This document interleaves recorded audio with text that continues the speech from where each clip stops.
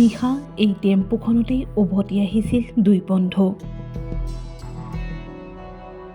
তেওঁলোকে হয়তো কল্পনাও কৰা নাছিল যে সেই যাত্ৰাই হ'ব দুয়োৰে শেষ যাত্ৰা। বৰযাত্ৰী হৈ যোৱা দুই বন্ধু উভতি আহিল বগা কাপোৰৰ তলত। ঘৰত ৰৈ থাকিল পত্নী পুত্ৰ। বিহগুৰি অঞ্চলৰ নিজ বিহগুৰি গাঁৱৰ পৰা বৰযাত্ৰী হৈ বাম বেচেৰিয়ালৈ গৈছিল তেওঁলোক। নিশা কইনাৰ ঘৰত ভাত পানী খাই এই টেম্পুখনতে উলটি আহিছিল তেজপুৰৰ বিহগুৰি অঞ্চলৰ মানস নাথ আৰু শ্যামল নাথ।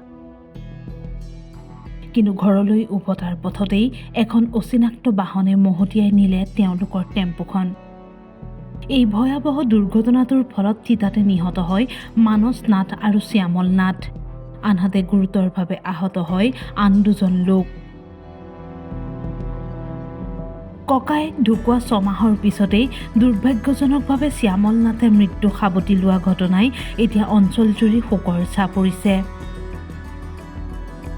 বিয়া খাবলৈ গৈ আৰু কোনোদিন জীৱনতে উভতি নাহিল দুই বন্ধু। তেজপুৰৰ পৰা লক্ষ্যজ্যোতি নাথৰ ৰিপৰ্ট, টাইম।